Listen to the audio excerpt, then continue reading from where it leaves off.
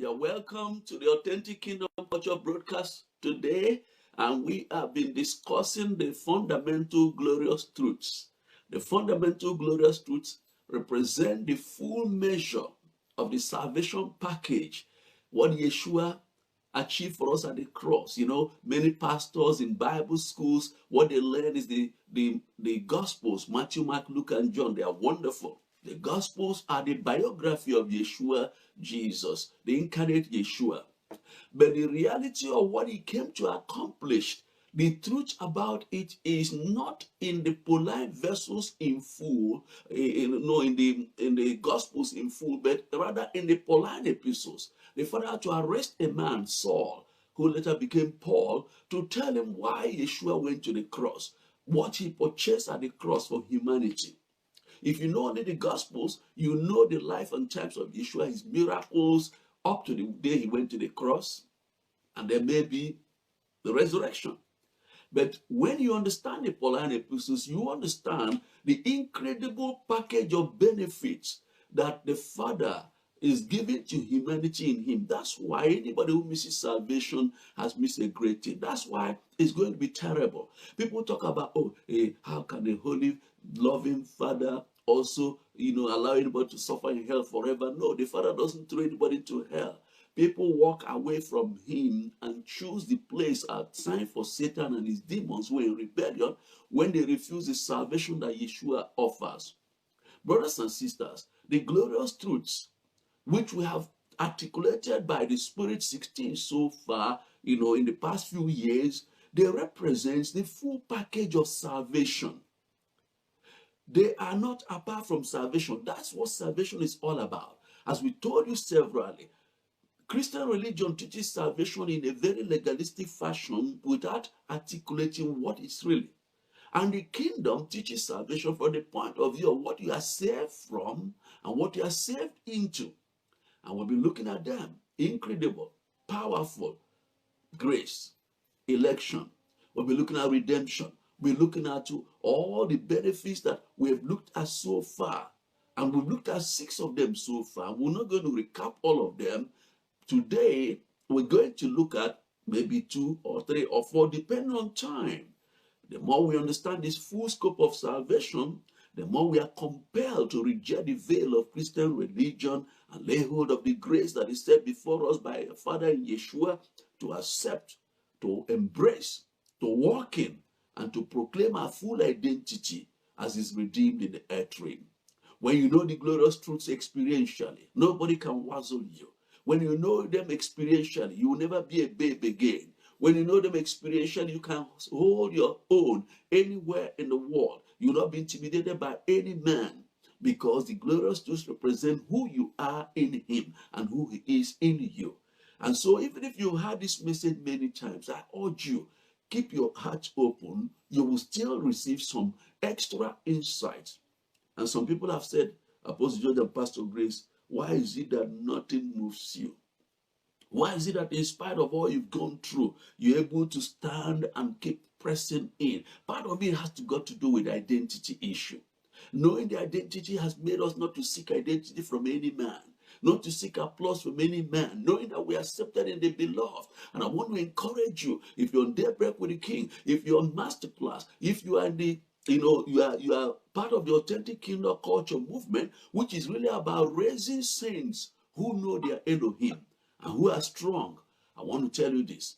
When you walk in the reality of your identity, the honest truth is that you will be all the Father ordained you to be. All means all. And no one can take you out of it. Now let's look at some of the glorious truths. Number 1, glorious truth. Number 7, position. What does this truth teach us?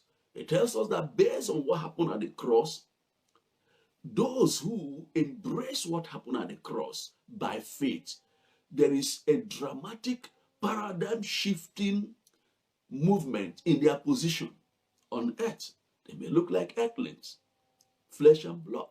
They may look like any other person, white, black, green, red, Latino, whatever you call them, the labels of humans. But the reality is that in the inside of them, the inward part of their being, they are not earthlings. Why? The Bible says they are seated in heavenly places with Yeshua HaMashiach. That's what the Bible says in the book of Ephesians chapter 2, verse 6. And had raised us up together and made us to sit together in heavenly places in Yeshua HaMashiach. Do you either believe the word or not? Do you believe that you who are redeemed, your spirit man is seated in heavenly place with Yeshua? If you believe it, then you cannot be subject to the elements of nature. If you believe it, no one, occultist or evil-minded person, no pharaoh in your office can intimidate you. You are seated. The real you is your spirit man. The soul is the realm of self-expression. And your body is the tabernacle or house where the real you lives in. That's why what we say death, it means that the real person has left and the physical body is now to rotten. Now that physical, that spiritual part of you, that spirit man or your heart, spiritually speaking, the Bible says that you didn't just receive salvation, it's been elevated to sit with him in heavenly places. You know what that means? It means that contrary to what religion teaches, that you are weak, that you just have to scrounge, you need to go into the temple, you need to have a man of God pray over you before you can get anything, before you can be promoted, before you can marry, before you can succeed in the exam, before anything good can happen to you, before you can even be healed.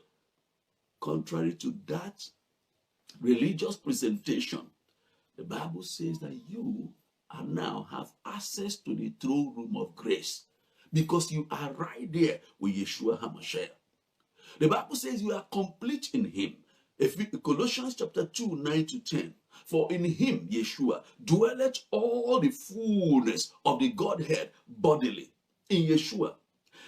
And he says, and you are complete in him, which is the head of all principality and power. Do you know what that means? You live above the pay grade of the natural man. The Father wants us to be aware of this constantly. Our spirit man is seated in heavenly places with Yeshua HaMashiach, and you are there complete in him, who is the head of all principality and power.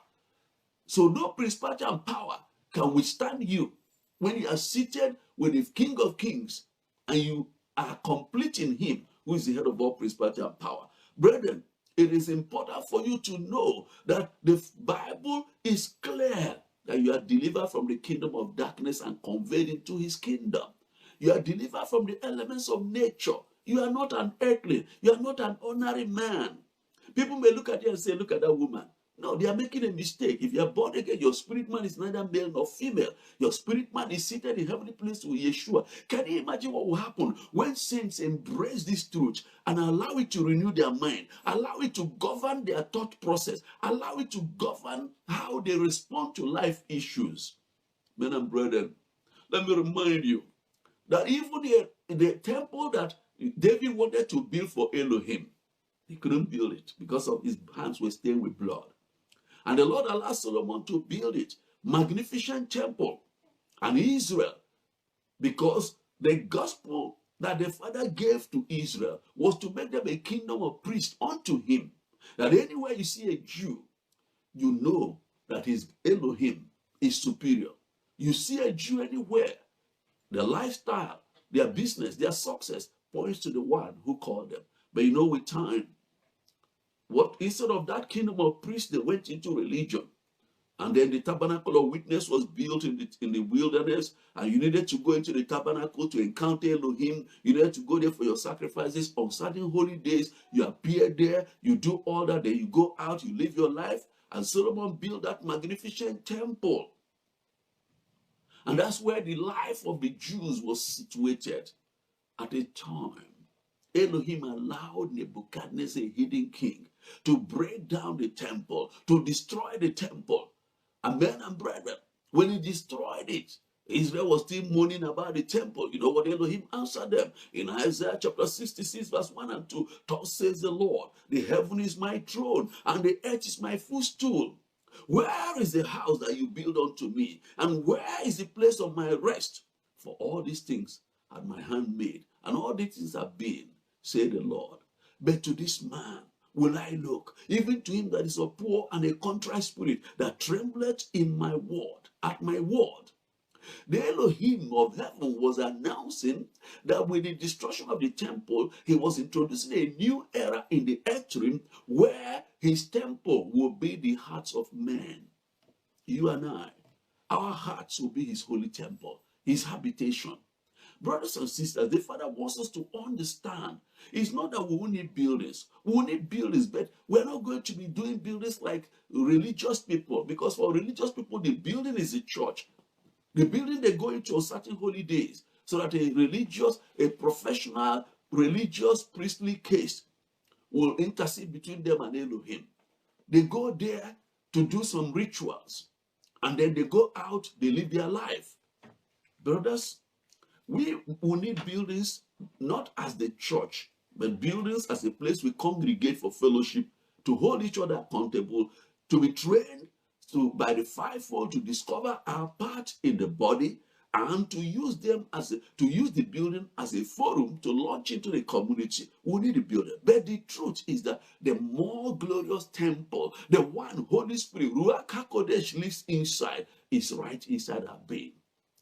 Wow. So the Father wants us to have a mindset that we are the very important reality, that we are seated with Yeshua in heavenly places. Then that leads to glorious truth number 8, that we who are seated there on earth, we are the mobile temple of the Most High. Anywhere we are, Holy Spirit is there. You go inside your house, he's there with you. You are in the bus, he's there with you. You are at school, he's there with you. You are in your workplace, he's there with you. You are in business, he's there with you. Anywhere and everywhere, Holy Spirit is right there with you. You are his mobile temple. And that's what he is saying to us. And we need to understand that this glorious temple that is within, the Father says, once you walk in the consciousness of that temple, you have nothing to fear. You can go anywhere, anytime, knowing. So anybody, don't tell me I'm lonely. That's why you're going to pornography. You are lonely. That's why you're going to lust. No. Are you saying that the companionship of Holy Spirit is not enough? Is that what you're telling me? Is that what you're suggesting? Brother and sister, listen to this.